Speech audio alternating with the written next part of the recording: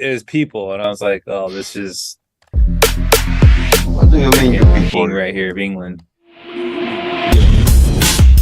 Fractal, what up, boy? What's up? How we doing? What's up, blood? What's up, Crip? What's What's up, up, man? gangsta? To Simply Bitcoin. World Star. Yellow doesn't know about that. He's yellow. No. What do you know about that? What you know What do you mean, man? I'm back home and on the streets of California right now. You ho. All right. Welcome, everybody.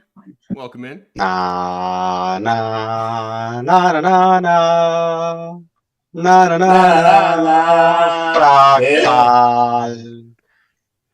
Na na. Everybody knows your name. Fractal Encrypt. That was Everybody kung fu that was fighting. yeah, we're live. We're live. So welcome everybody to Meme Factory Stream Test. This is a stream test number 95. And this evening we're joined by Fractal Encrypt. Fractal, say hi. Hey, thanks for having me. I'm extremely honored to be here with such Bitcoin legends. Let's fucking go. All right. Yeah, it's great having you here tonight, tomorrow. Yeah. No, Yes, Yes, it's good to be yeah. here tonight, yesterday tomorrow. was tonight. Hey, Tomorrow. tomorrow. Today's tonight. What is tonight tomorrow? Absolutely. What does tonight tomorrow mean? Yesterday it means I screwed up when I was typing. Tomorrow. Oh, it means potato. It means potato. Pretty on brand. Potato. He does it a lot. Yeah. It means You he think- copy you paste think- and he messed up. All right, now Fractal, this is your second time on the show. You know the rules. All the points are made up and the questions don't matter. So if you could look into your DMs, you'll find the ad copy for this week from Suscorp. They've got a new product line they're launching. So you're the spokesperson.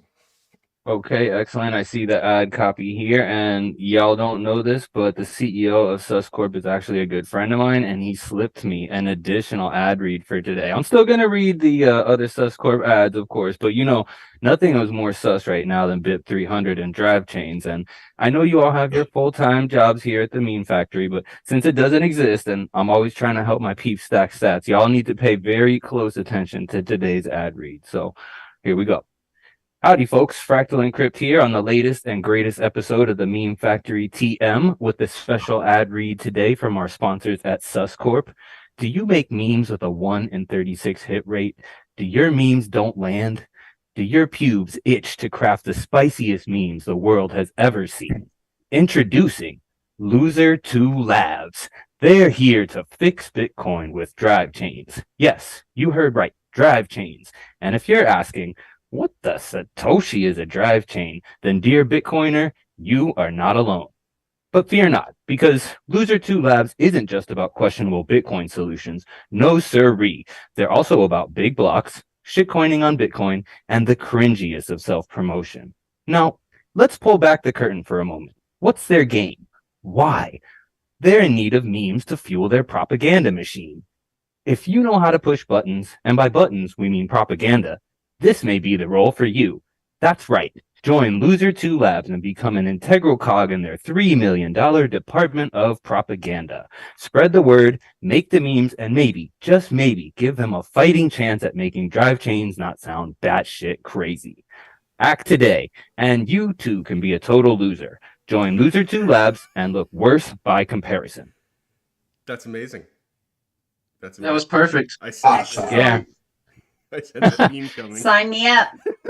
That's why I'm friends Hey, with Suscorp, you know what I'm Yeah. saying? we're getting Doing paid. like that. Yay. All right, I don't think we Yeah, we still getting paid. All I don't right. think we even need to go to the next ad. That was fantastic. Okay. All right. All right, but next up, you know what you got to do. You got to go through the sandwich menu and see what you want to grab.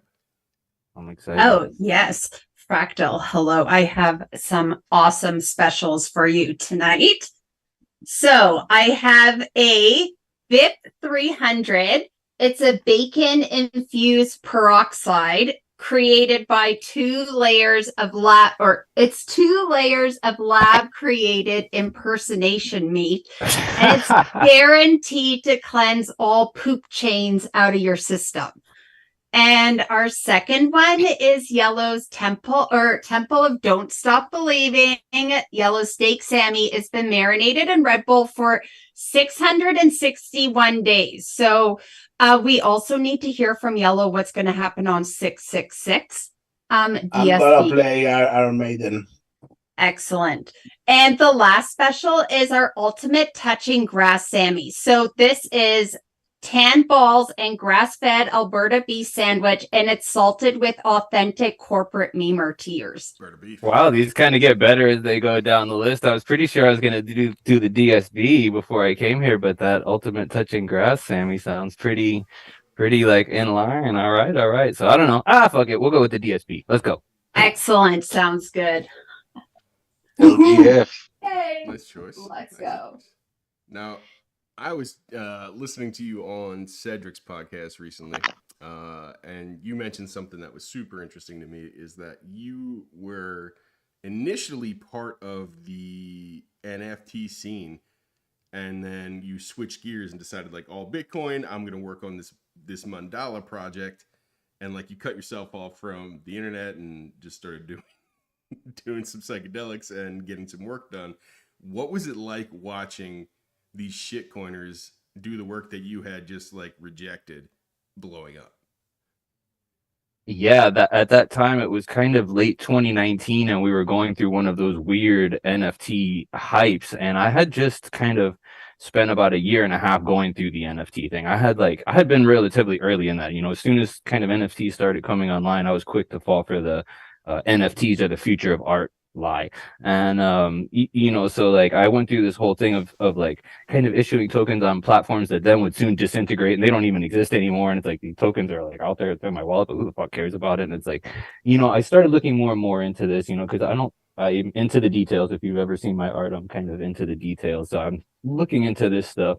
And some of the things they tell you is this is your sovereign art. It's going to be on chain forever, and you control it. No one's going to be able to do anything with your art. And that whole thing is basically just, one falsity over another, in fact. And I started really like looking at these smart contracts, like, all right, what actually is this that issues the token that my art is on, and where is my art? And the more that I looked at it, the more retarded it looked to me. I don't know if I could say that, but it just didn't look like it was anything real. And as an artist, if I was going to be selling art that was attached to these things, I had to come to terms with this, what's going on here? Is this ethical? Is this actually anything real? Like, and do you want to be a part of this? Because like once you're in this, you're kind of like, I don't know, it's like, to me, when I get into an art form, it kind of takes over my life. So if I'm going to dedicate myself to it, I really want to make sure I'm kind of doing the right thing. So I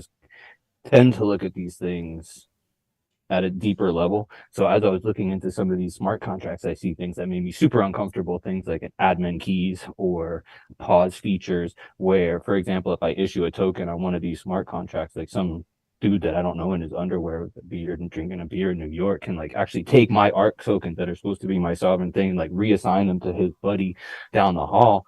And I would actually not be able to do anything about it because he has admin keys. He could also use a pause feature, which would stop me from doing all kinds of things. And then the other layer of weird bullshit is that a lot of these things will go like, they pay royalties to artists on secondary sales. But the way that this works is it's not actually enforced by the blockchain. It's enforced under the smart contract, which is kind of like a little neighborhood within the chain.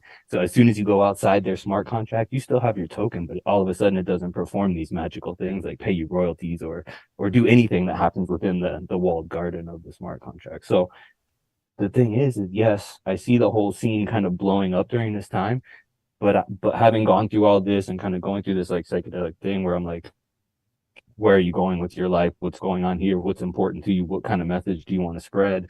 I'm kind of looking at the other people, feeling bad for them a little, but at the same time, like, there's certainly a large amount of jealousy. Like, oh, I'm kind of jealous that they're doing so well. Like, there's like, oh, like I'm seeing these little tokens that they sit there and make probably like in a minute. Like, hey, I can make this over the weekend, and it sells for $500,000 or $1 million or something like that. And it's like, okay, like, am I doing the right thing here? Like with my time, it's like I kind of said that this stuff is stupid, but like, am I wrong here or not?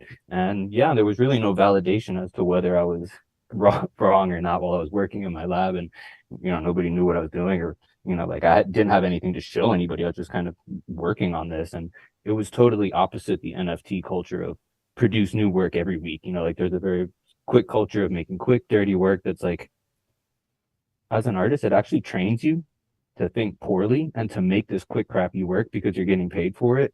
And so I had to break out of that mindset, kind of like that Bitcoiner first principles, and say, like, is this what you want to do? These quick little stupid things, or do you want to do something that lasts for that people actually want to preserve and want to kind of carry into the future? So some of that kind of was what was driving me, but certainly it was a tough time because wasn't a lot of validation as to if I was on the right path, because everything was kind of saying like, no, you're not doing the right thing. But I think a lot of times is life will put these obstacles in your way to see if you're serious. It's like everybody that gets blocked by the obstacle, like, okay, they weren't really serious about that path. That's not for them. But if you actually are dedicated, these little obstacles are just opportunities.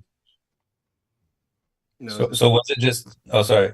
So was it just like when you saw that there were empty promises behind the tech of NFTs, is that what made you think, okay, this is just all just a sham, it's gonna blow up?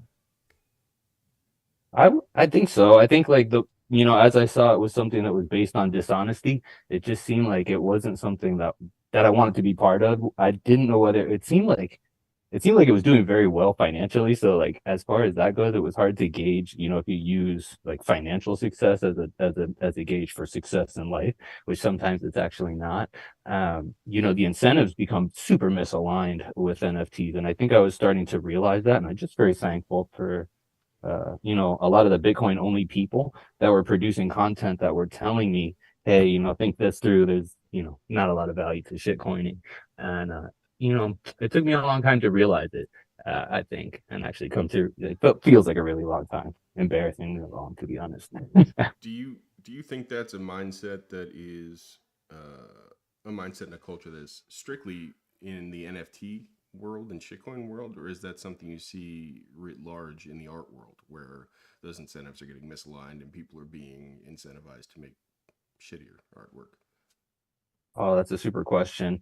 And I don't have a lot of like traditional art world knowledge. I kind of did my whole thing as a very grassroots kind of bottom up type thing. But my understanding of the art world is it's equally as scammy and equally as much smoke and mirrors as the NFT world. So, just the thing is, at least with like real art, you end up with a banana taped to the wall, and maybe that's something. I don't know.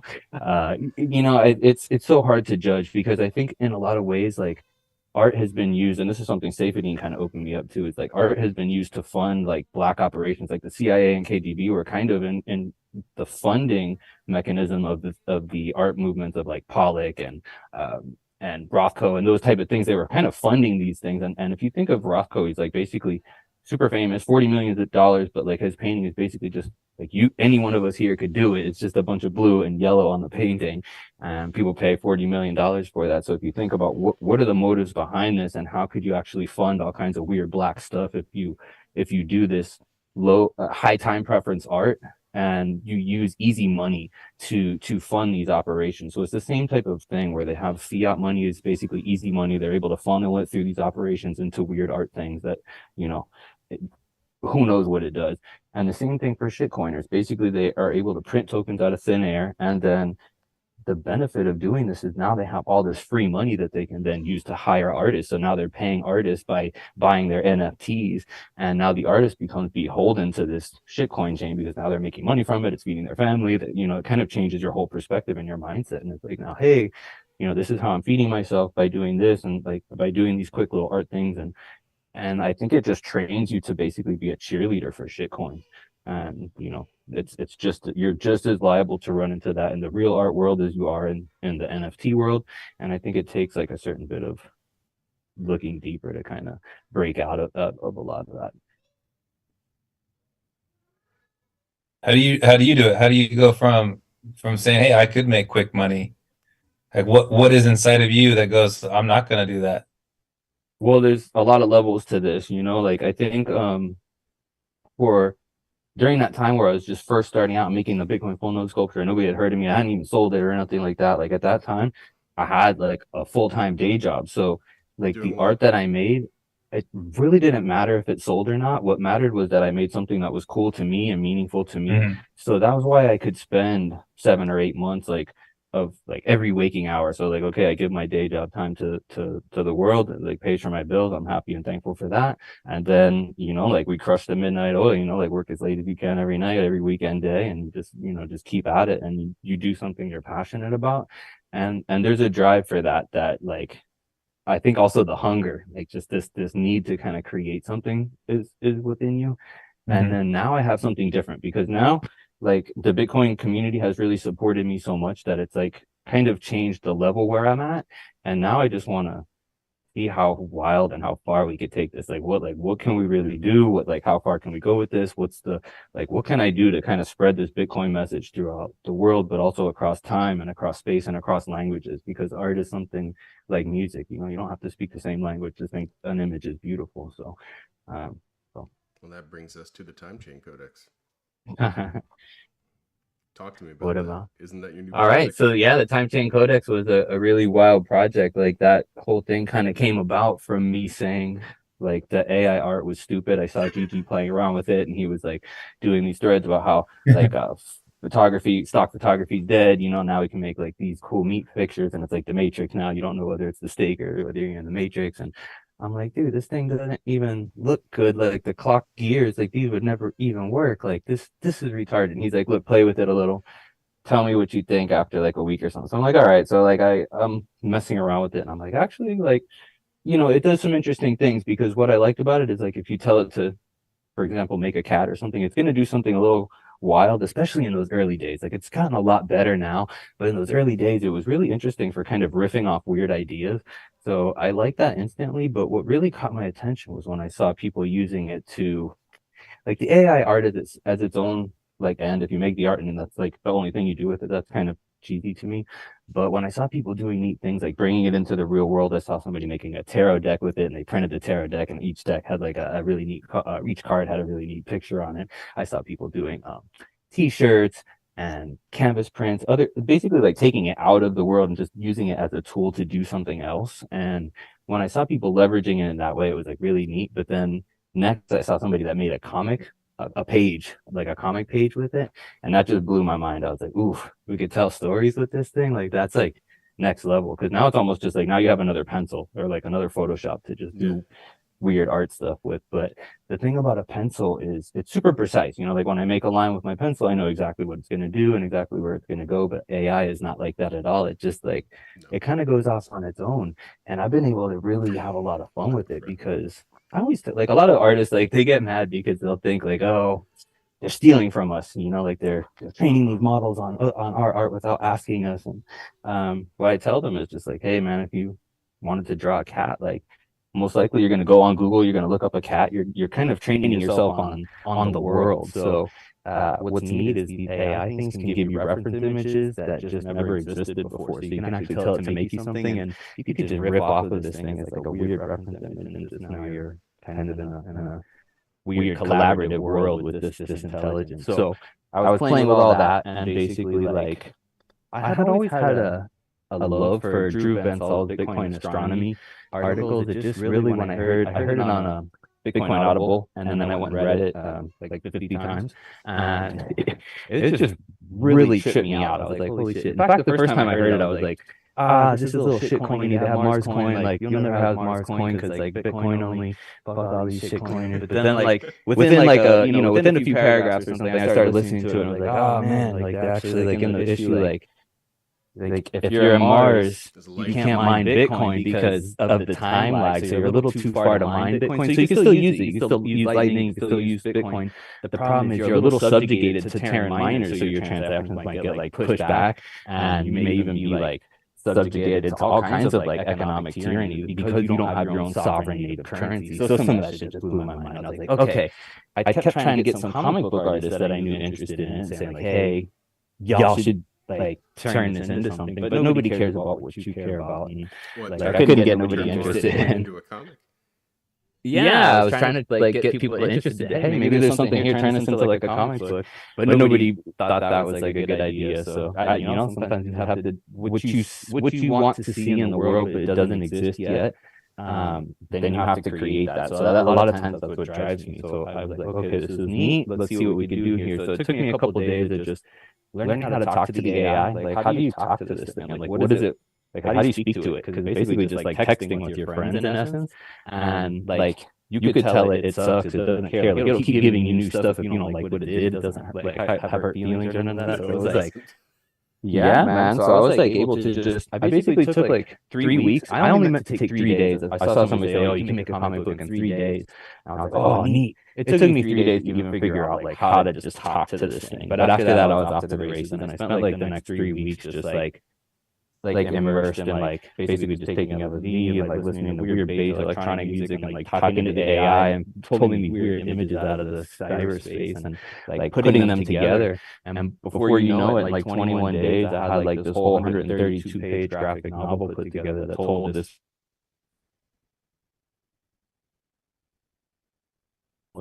message to spread out there. So I was very encouraged because I've always loved comics.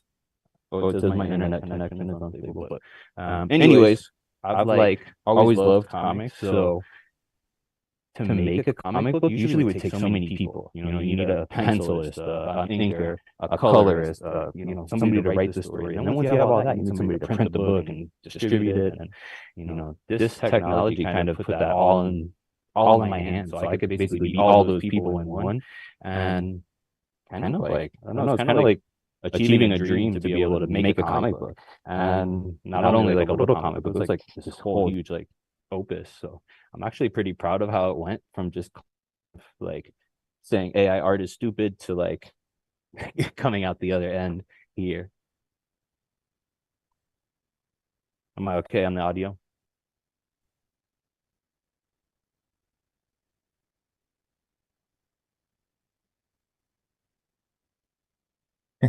Yeah. We got a little echo going on. I don't know, a little reverb going on. It's fixed now. Yeah, there's like an echo on the YouTube stream. Well, For I don't me know only? about it, man. I think it's everybody. It's fixed. Ooh, it's all fixed. Okay, if it's everybody, Greg. then cool. If it was me messing it up, then not. No. It was I think it was the connection issues. I think we're good. And I do see it. Yeah, it's starting to rain here, so I'm on Starlink because I'm kind of out in the woods. I'm like kind of in a big city. I'm out in the skirts of it. So if my connection does get stable, Don't worry, it's a test stream. We are on test stream number 95, and we are still, putting some things together. Yeah. Until Working out the until it works, we're going officially live. All right. I want to switch gears a little bit. I want to talk a little bit about the philosophy behind the art. You talk sometimes about Bitcoin as more than just a financial system. You talk about it sometimes as like an entity or a spiritual or philosophical entity. I wanted to get your idea of how that plays a role in your art. Well, I mean, the whole Bitcoin is a different type of intelligence and a new kind of autonomous entity is definitely a super interesting conversation. And in fact, my new piece that you guys were super kind as to show last week on the stream, which I watched and was an epic episode. The entire piece like kind of is modeled after like the HAL in the 2001 Space Odyssey, because it's kind of a reference to that autonomous nature of Bitcoin and how it's kind of a different type of Space Odyssey was entity that we're not used to. Space Odyssey was the movie. That's exactly right. See, that's why you get paid the big bucks. It is. That's cool. That's cool. Recognized. You guys getting paid? Nope. Nobody's getting paid. Sorry, didn't mean to say that at all. Yellow. Now, I also want to talk about what your process is for coming up with like the physical. We will stop here. The gayest conversation ever from Craig. What's your process? What's your target? Where are we going, Fractal? Let's go. You let's go, buddy. Where are you Yeah, I going? mean, we're going to the 200K? moon shit. Yeah, I think we all know that. 100K. That's why we're here. You better Big answer the number. puppet, otherwise he's gonna. People wanna learn what's the target. What's the price target? And what No time doubt, period? we need some Yellow? headlines here. So yeah, let's say 10 million next When? month. Next month? 10 million! Oh. Woohoo! Nice. Or Yeah. sat. Bear. Oh, yeah, Hey, first that. now you need to First go. that. Yeah. First. Now you need to go on a 4 hour podcast with Balaji explaining why it's going to reach 10 million. There you go. Exactly. Hey, you know, the thing is and my problem is I'm Drive uber James. bullish all the time, and I just think the rest of the world just has kind of got to catch up to the level of understanding, because I've spent a lot of time looking at this Bitcoin thing, and you know, part of it is the art. Like if I want to kind of tell stories through art, I want to make sure that I'm giving good information out. So in order to do that, you have to like try to take in as much good information as you can. So there's definitely a feedback loop with that. And, I totally don't know what the heck I was talking about, so we'll just go to the next. Lost that thought, but we don't need it anyways. You know, there's plenty of more thoughts to come, which is always the nice thing. Yeah, fuck that thought. Yellow, wait. Yellow didn't give his. He didn't give his target. Oh, my target? This rope's face. 101K. Nice. 101.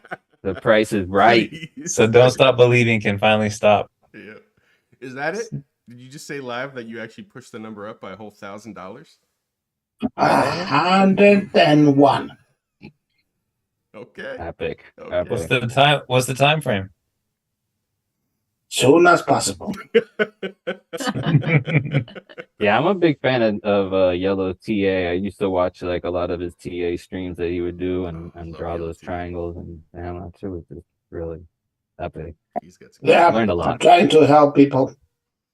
That's what I'm Um, saying. You know, it's the people like Yellow that help bring up this education that I can then share with other people. So, you know, super thankful for the work y'all are putting in.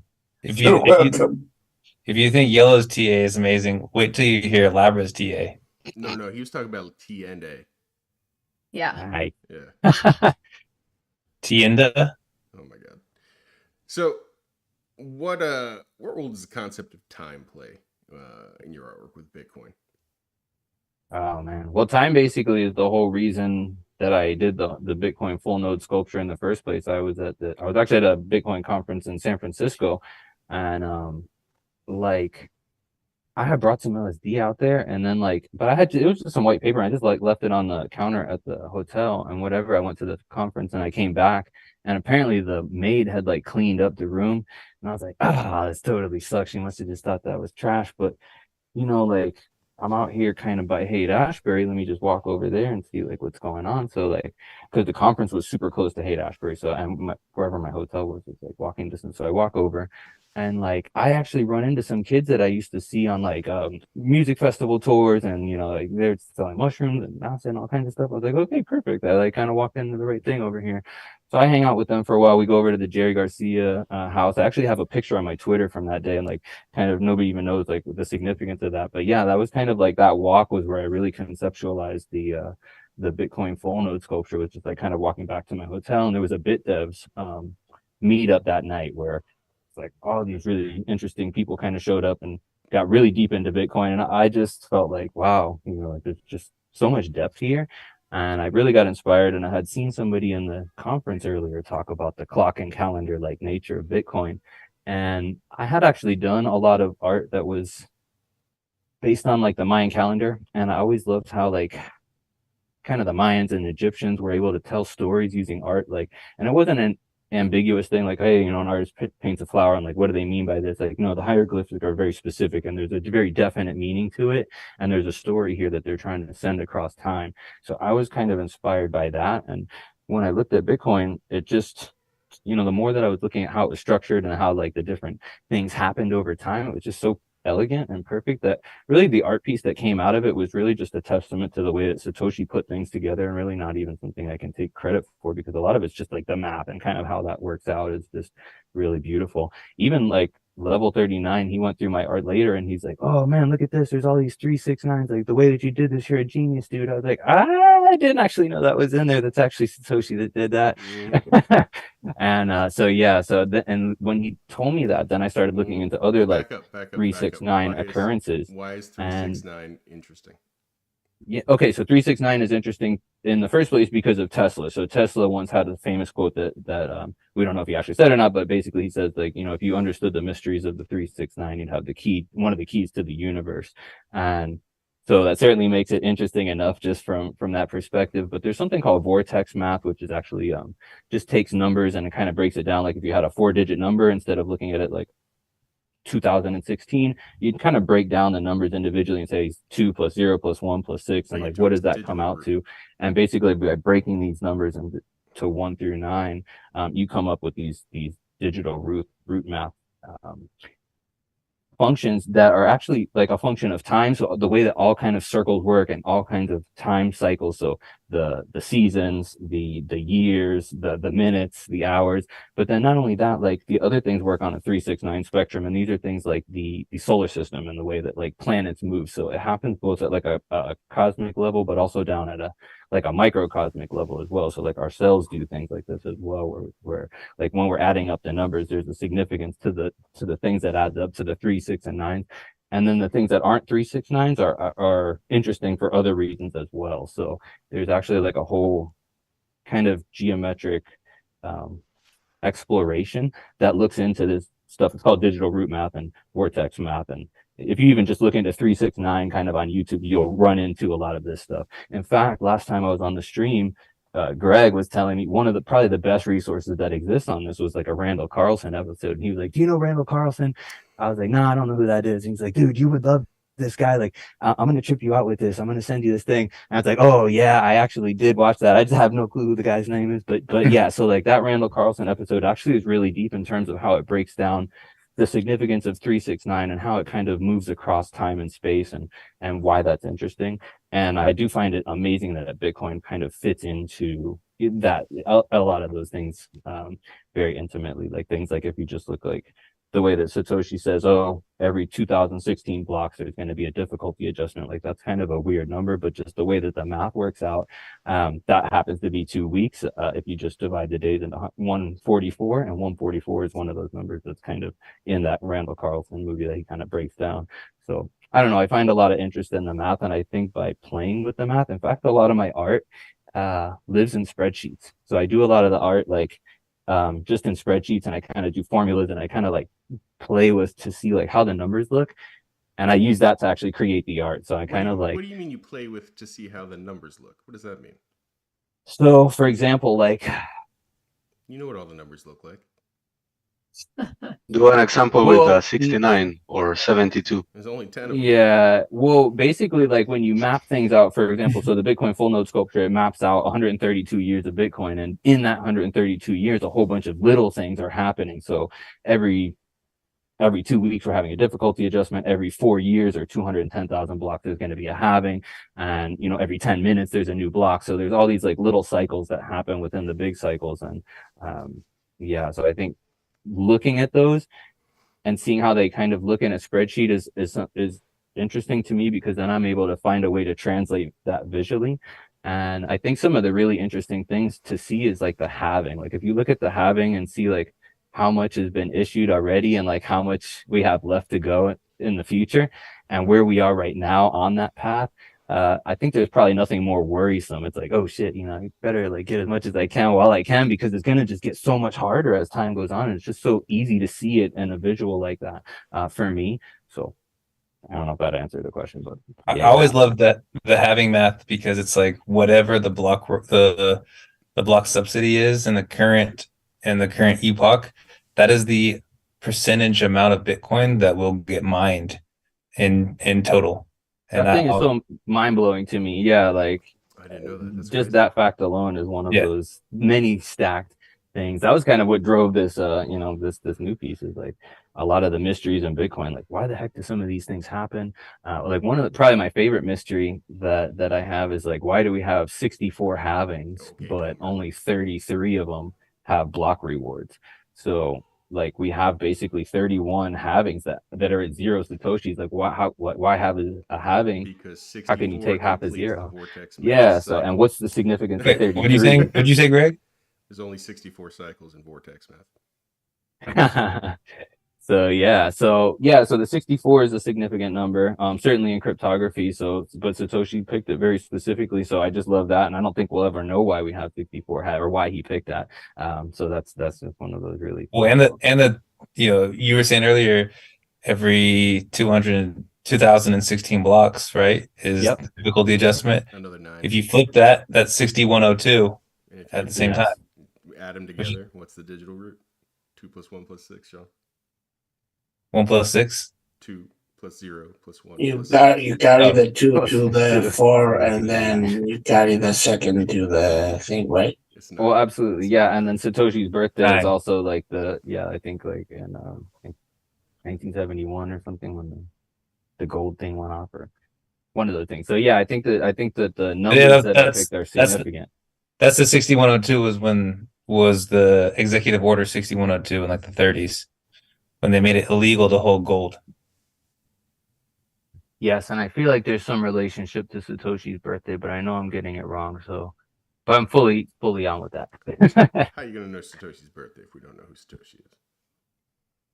Yeah, he put a birthday on Bitcoin Talk forums. I forget Yeah. what it was, and there was some significance in the date in relation to the 6102 thing as well. If I'm remembering my Bitcoin history correctly. Let's look it up. We keep going. Anybody got the internet here? No. Oh yeah, I'll be doing all that.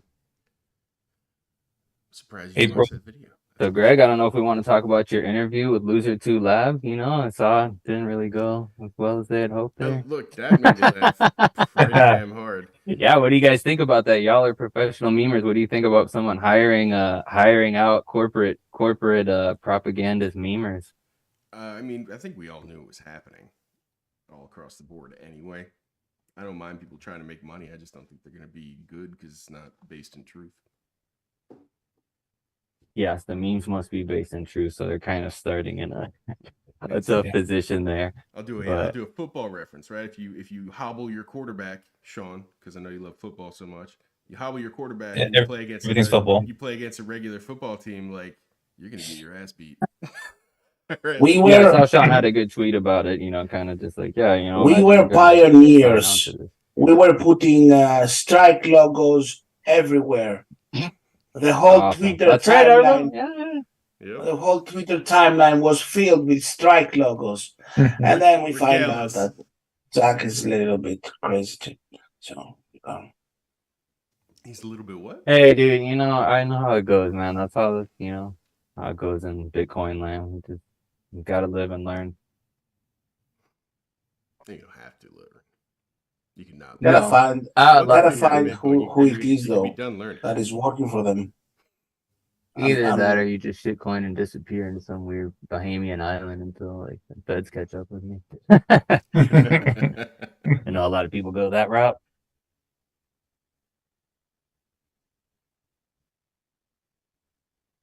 Is it Barry? Barry, are you working for 2 Labs? That's what the memes are Loser so too. bad. Yeah. 100%. All right, so Fractal, I know you you do a number of podcasts and interviews, and you write. When you're talking with people, other Bitcoiners or anybody in general, is there anything you wish these people would ask you that they don't? Oh, wow. What do you All mean, right. people? Huh.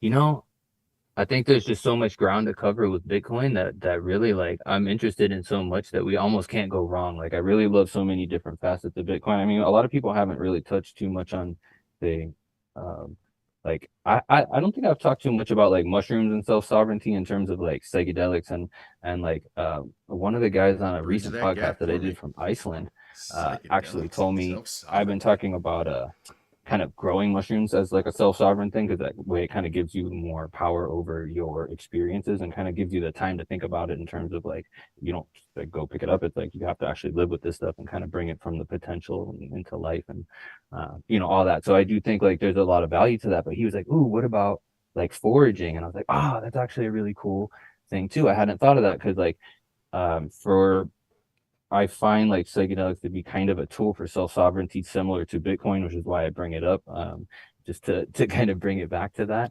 But one of the reasons that it is that is because it allows us to kind of access ourselves in a different way. It allows us to kind of see things in a different perspective. And to me as an artist, that's super valuable. And I think the ability for people to forage for those mushrooms is a really neat thing because it kind of gives you like this cool quest. Because like say you don't have a lot of experience with psychedelics, you can kind of like educate yourself on it and learn about it. And there's a lot of ways to be very sure about the mushrooms that you forage are, for example, what you think they are. If you just take the time to do the actual work, for example, like do the spore prints, actually look at what you're doing and treat it like a relatively big experience in your life. I think one of Brian Marescu, he's an author. He said that there was people that were, I think it's the Rolling Griffiths psilocybin experiment, where they said the people who participated in the experiment said that it was one of the most significant things that they'd ever done in their life was to try the psychedelic mushrooms that they had offered in this trial. And I think that's available to every person on the planet if they do this kind of like education. It's like, oh, even if it's like 12 hours away from you, there's nothing wrong with going on like a heroic quest and going searching out for this thing. And hey, even if you don't find it, there's nothing wrong with that. There's like this quest of kind of search for who we are. And I think there's something in that as well. But if you do kind of come across it and you go through all these steps, then there's definitely going to be rewards that are going to be had for you, I think, at the end of that. And really what that reward is going to be different for each person. And it's not without trouble and not without like, its own struggles, I would say. So it's something to be kind of taken seriously. But I do think that that is a neat option. So that's something that like really hasn't come up before that I did think was a kind of interesting side point that I've never really kind of spoken about before. So it's just because I hadn't really thought too much about foraging mushrooms. I really don't have a lot of experience with that. But the person I was speaking to did, and it really kind of flipped my script to think that, yeah, this is one of those things that you don't need any middleman. You don't need anybody to tell you what to do. You just need to do the work yourself. You educate yourself. You learn the science. You level yourself up. Idea for your next project: create like a structure that is only the blueprint of the finished project, right? And then you just like put some spores of mushrooms in it and let it grow. I love and it. then the project is complete.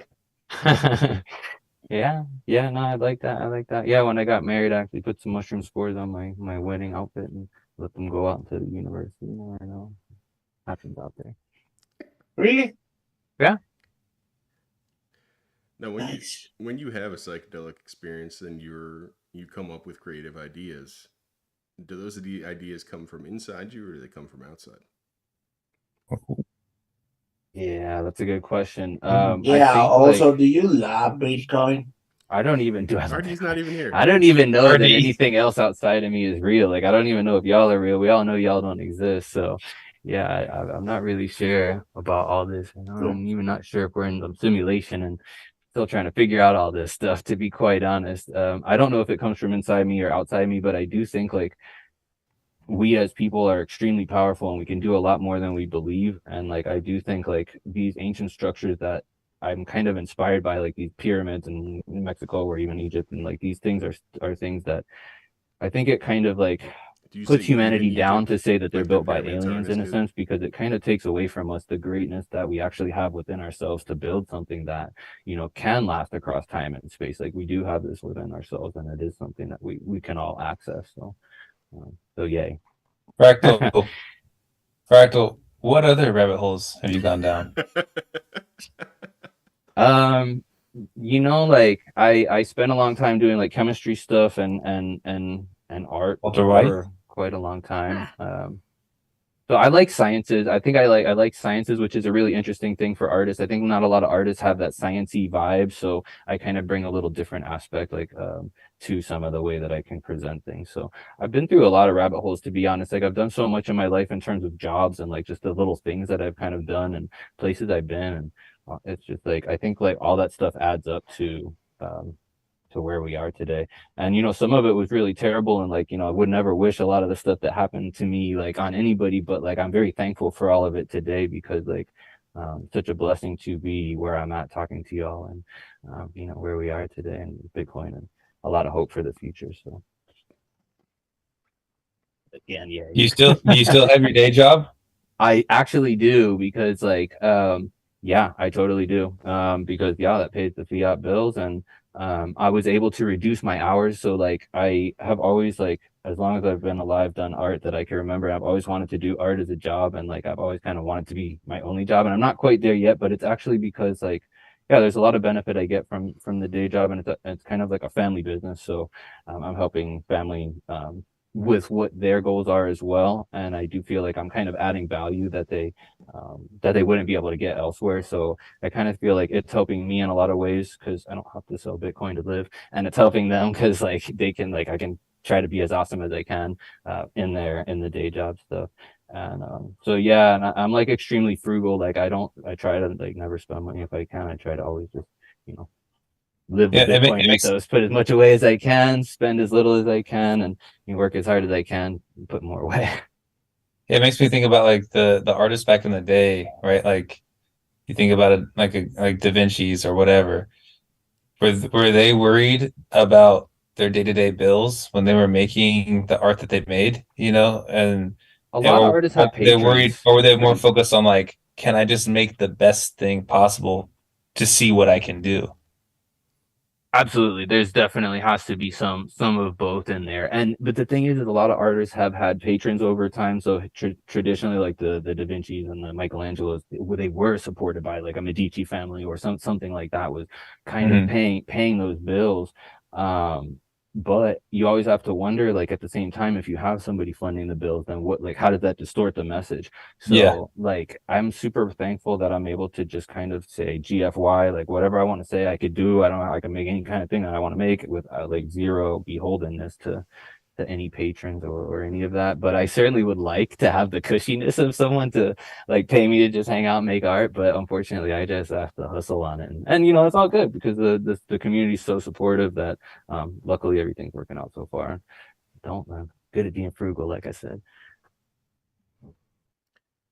Well, that's because you said you didn't care if it sold. You're doing something that you like, and it's something that you have fun with, and is important to you, and that comes through on your art. That's why the community supports you, because they can see that. That's dope. Oh, that's awesome. Yeah, there's a part of me that just like I just need to create. Like, as soon as I finish one thing, it's like, okay, I just want to make something cool. I don't know what it is. Like, I just want to do Mm. something cool to me, whatever that is going to be. And really the nice thing is that yes, but like I don't collaborate with other artists, like, and because it's like I don't even want to have the situation where like, hey, I want to put this little line in here and you don't like my line, because every line in one of my pieces means something. Like I don't put any, there's no stray lines in one of my artworks. Like if there's something there, there's something for you to look at and figure out, and they're like, well, why is this here? And there's a drive in me to just kind of like create something. So there is that part of it in me. But I was talking to Saifedean on his podcast one time, and I was kind of telling him like that, like how I felt like I would just make art even if no one paid me for it. I'm just gonna keep doing what I'm doing because I like to do it. And he gave me a really interesting piece of feedback, and what he said is like the thing is if you're making art that no one is interested in and nobody's buying and nobody's supporting, and you're not kind of like getting anything back from that, you're basically getting the economic signals that what you're doing is not useful with your time. Whereas if you are, if people are kind of being supportive of it, then they're kind of valuing what you're doing with your time as well, in a way where you can kind of like see if what you're doing is kind of putting you on the right path or not. So I think there's a lot of value to that, but that could just bring you back to that NFT thing that I said at the beginning, where you're just kind of getting this free money thing and you're following the wrong path because the incentives seem to be in line. So I think it comes back to a lot of this, again, this Bitcoin first principles thinking, and just being very much like, don't trust, verify. Like, I really just don't trust nothing out there. I just really like want to check into it, make sure I'm not getting this wrong, because I'm pretty sure I am. You are getting it wrong. Yeah, pretty much always getting it wrong. Yeah. I gotta learn everything the hard way. Yeah, but Don't you know, know. yeah, I do. You learn lessons the hard way. Like they stick with you, and you know you don't make them again. So I'm good at always finding a new mistake to make. That's true. Speaking of mistakes, I see Barry in the chat, and he has a riff on RD's question. Labra, can you see the YouTube chat right now? Yes. How did I know? Could God you give damn us it. your best rendition of RD and read off that mistakes question? Oh, which one? Hold on. Other Barry's Other question Barry, yeah. with RD's accent. Please, as best you can.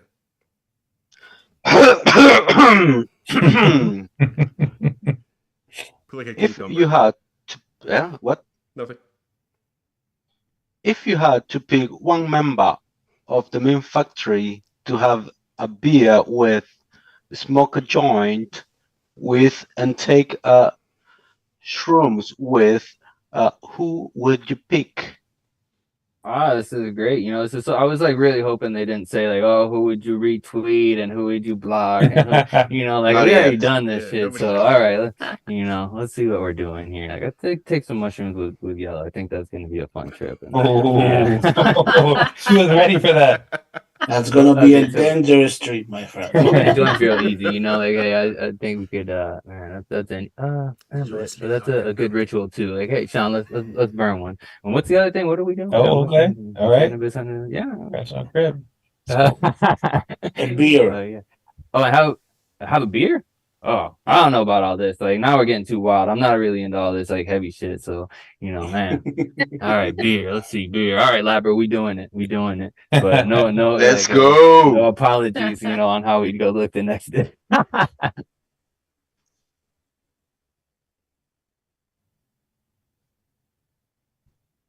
Did we Well, that I was did, easy. All right, let's keep them rolling. What's the next question from the I chat? did LSD once. I did LSD once, and I got paranoid.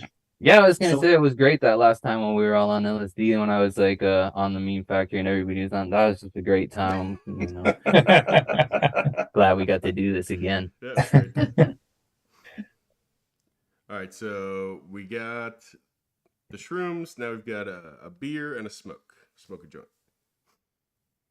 And I just hookers. did all You those. forgot the hookers. You didn't add hookers. But the Yeah. funny thing is I just did LSD with all y'all and none of y'all realized it. And y'all think I'm joking. Are you talking about this time or last time? Or Last both? time. I'm talking about right now. Yeah. See, Yellow. See? Last time. Now he's You don't come on the uh, Meme Factory unprepared. You know what I'm saying? We gotta all be ready to roll. Practical, God damn it. Who you having a beer with? he's on half of a Yeah, well, I'm stomach. having a He's beer with. I having thought I'm already a having beer a beer with Labra. He's a Labra. Yeah. Labra and the smoke. Yeah. Who was the smoke? I didn't Greg, you had He too smoked many with me. smoke already. Greg, I were picked you Greg here? first last time, so I left you out this time, you know, because whatever, you know, I can't always go to my you know, my home team and shit. Home team. Hell yeah. He said mushroom with me, smoking with Sean, beer with Labra, and he's muting you, Greg. Okay. Greg's- He's muting I don't know why. All right. He The does say muting's that. hard, man. Yeah. It wasn't an option, but we need to. Yeah, that's not an option, but No, he that said is he nice. said it. I Like, got and I'm muting Greg. Yeah, Let's go. I'm all for it. All right. That leads us into Sean here. Speak louder. Me? Yeah. Yes. Well, it's like when someone else is going, we can't hear Craig's volume. Weird. Craig. Greg's PC is like a potato Mm. with cables connecting other. That's so It's a- it's a got feature, so not a much bug. going on here. See, it's doing it again right there. It just did it. Perfect. As intended. And Yeah, he's who gone. knows? Who knows And why? he's back. And he's No, gone. Fractal. We've already invited you to the having party. You know what's going on in Block 8 And at he's gone. 840,000. Yeah, I actually I don't know if I got an invite, man. What's going on? What's going on here? Dude, the meme It was- factory. it was too throwing early the to having show. party. It was Now way I know back. you all are doing it and it looks lit as fuck, but I don't know that I got my own invite. So yeah, like tell me what's going on. What are we Hey, I doing? thought we invited you last time you were on here. Oh, you know, my memory sometimes, you know, you probably right. You probably right, big dog. Justin! It was the Whoa. LSD. Yeah, exactly. I hope you remember though. So I don't know, man. I'm suspicious. I'm gonna go back and watch that episode. Yeah, I'm gonna have to watch it. Maybe we did. Hi, Rusty. Hi, Rusty. Oh, g'day. Are we still streaming? What's Yeah, happening? still- We live? Yes. Yeah. Yes. All right, good to know. Good morning, Rusty. Did Good you morning. just wake up? No, I just finished my meeting. Fiat stuff. Fiat business. Back to the having party. We made it just in time. That's awesome. Bring your newest piece of art, because I know you're gonna have one in 7 months. I will. I don't know what it is, but I'll have something. And And I'd love to bring it. I think that would be awesome. Let's figure it out, man. and we'll showcase it at the having party. Yeah. Oh, g'day, Fractal Encrypt. We got you Hey. today. That's cool. Good eye. Yes, sir. What's up, Rusty? Good Nice. morning. What's up? Good morning. That's exciting. Russ, do you have any questions for Fractal Encrypt? You didn't even know I was here.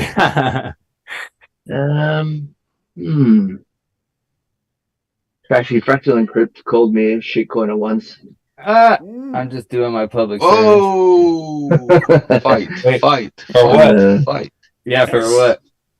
I wanted to. So when NFTs first came out, I was like, yeah, I want to see what this is all about. And so I had this. I basically went and went through the process of creating an NFT, just like a one-off. And I explained when I did it, I was like, I'm just going to make this as an experiment. I'm just going to make this NFT, see what this is all about. And I documented the experience, which was basically you give a whole bunch of money to OpenSea through their smart contract. You lose a whole bunch of sats by buying Ethereum. Whoa, Craig! Whoa, Craig. The gods are mad. Whoa, You don't do that to Labra, man. He has a special kind of ear. Yeah, but long story short, it was really stupid, and I learned a lot about how shit Ethereum was. But yeah, Fractal Encrypt caught me I mid. called you a shitcoiner for that. Well, Yeah, you know, and it's then very important. yeah. You missed the beginning of the show where I actually like gave my whole run through on like how I kind of went through the spectrum. Exactly like you said, I had to like go through the rigmarole of learning that I was being lied to and kind of told that my art was going to be something that it wasn't. And, you know, I just learned the whole don't trust verify thing. So I try to like do the public service to other artists. I literally do go to other artists, and sometimes I'll send them DMs and stuff. If it's like somebody that I know and like, and I see them doing NFTs or something, I'll actually like go to them and say like, look, don't do this. Like you shouldn't be doing this. Like, and here's all the reasons. And some people I'll actually take a lot of time with, and not many listen, to be honest. But you know, it's like I try to do my little service Because most NFTers are gamblers pretending to be artists. Like